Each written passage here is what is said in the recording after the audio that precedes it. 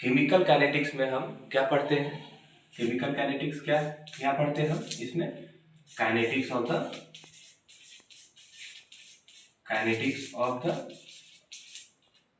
Reaction. ठीक है, chemical kinetics में हम क्या पढ़ते हैं? Kinetics of the reaction. अब काइनेटिक्स मतलब क्या होता है? मूवमेंट। ठीक है, क्या होता है? मूवमेंट। जैसे हम स्पीड में हम क्या पढ़ते हैं इन फिजिक्स? स्पीड के बारे में क्या पढ़ते हैं? स्पीड क्या है? डिस्टेंस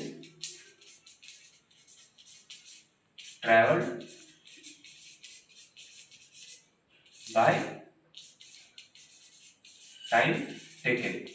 ठीक है, तो यहाँ पर काइनेटिक्स का जो मतलब है उसका मूवमेंट होता है। तो ये फिजिक्स में हम कह सकते हैं कि मूवमेंट हो रहा है, किसी पर्सन का मूवमेंट हो रहा है। ठीक है, तो स्पीड में क्या है? Distance travel upon time taken. But ये जो मूवमेंट है ये हम फिजिक्स के टर्म में हम बात करते हैं, लेकिन जब हम केमिस्ट्री के बारे में बात करेंगे तो यही मूवमेंट क्या हो जाएगा हमारा? Change in the concentration. क्या हो जाएगा?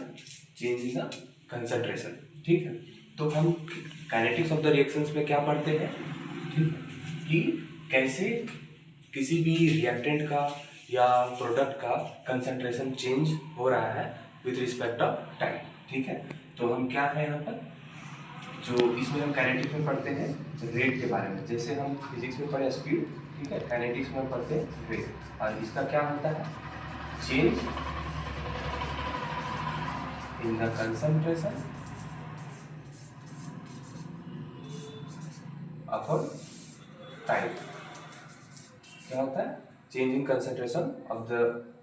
Concentration upon time. तो एक हम हाइपोथेटिकल केमिकल रिएक्शंस के बारे में लेके देखते हैं। ठीक है, ये रिएक्टेंट से प्रोडक्ट तक। ठीक है, तो अगर मान लीजिए कि T1 टाइम पर, ठीक है, ये रिएक्टेंट का कंसंट्रेशन R1 है और T2 टाइम पर रिएक्टेंट का कंसंट्रेशन R2। ठीक है, उसी तरह प्रोडक्ट का कंसंट्रेशन क्या हो जाएगा? P1 हो जाएगा और प्रोडक्ट T2 टाइम पर प्रोडक्ट का कंसंट्रेशन क्या हो जाएगा? P2 हो जाएगा।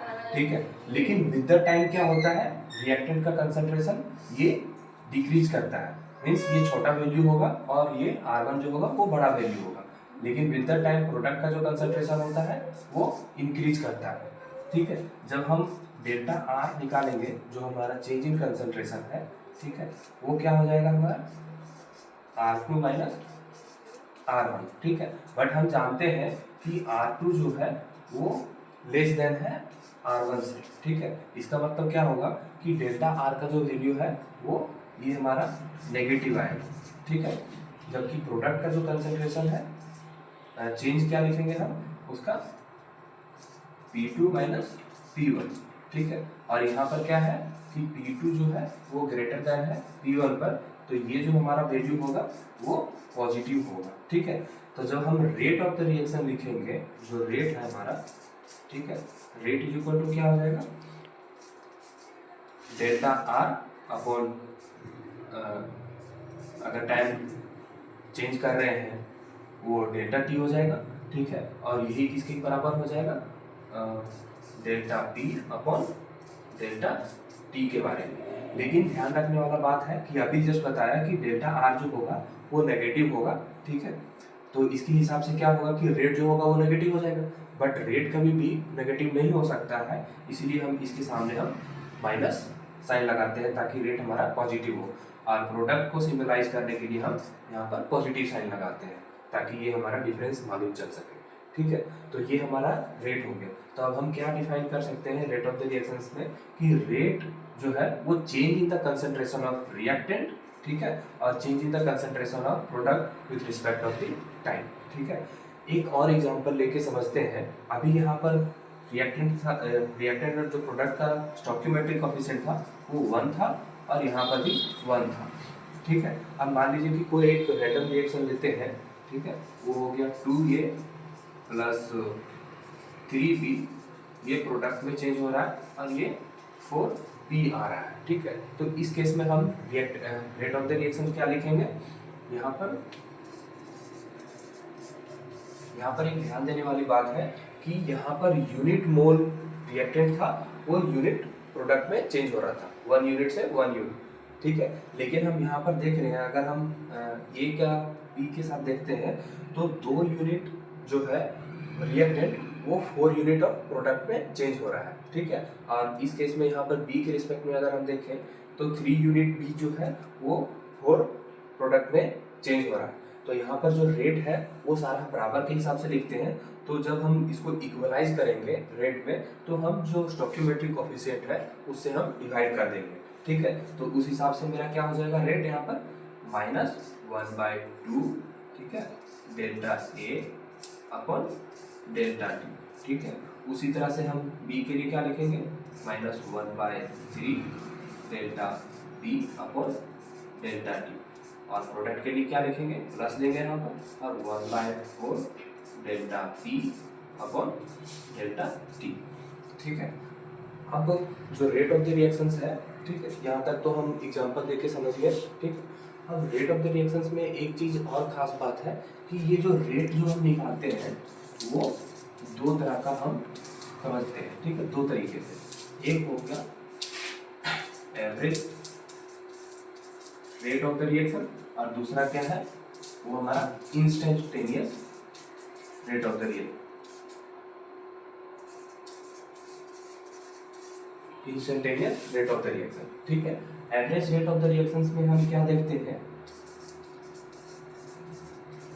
एवरेज रेट में क्या करते हैं कि ये जो होता है हमारा चेंजेस जो होता है वो longer period of the time के रिस्पेक्ट में होता है, ठीक है। तो इसको हम किस तरह से रिप्रेजेंट करेंगे, ठीक है। ये जो लॉन्गर पीरियड ऑफ है चेंज इन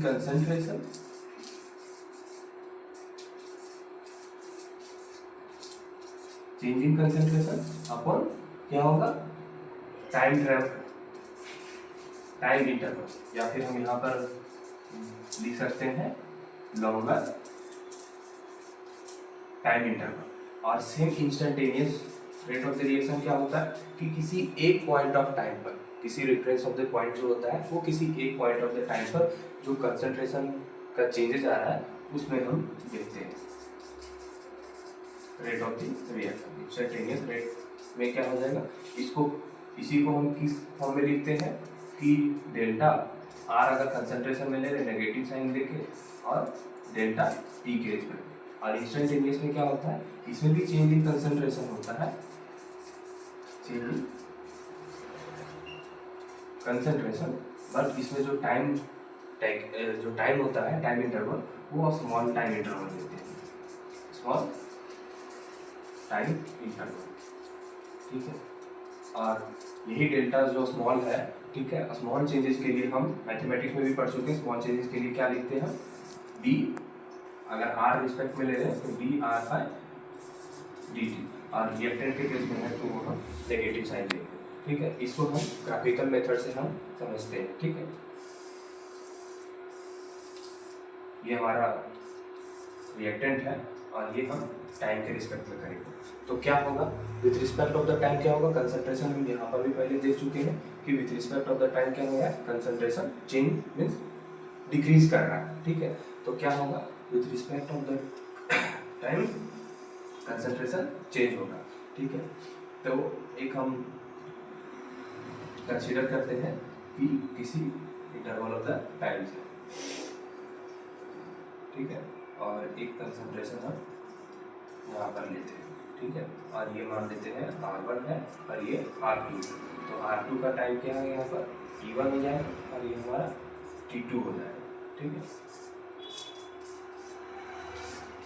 तो यहाँ पर जो हमारा रेट ऑफ द रिएक्शन क्या हो जाएगा, एवरेज रेट क्या हो जाएगा हमारा, सेम जो ऊपर हमारा चेंज है वो क्या होगा R2 minus R1 upon T2 minus T1।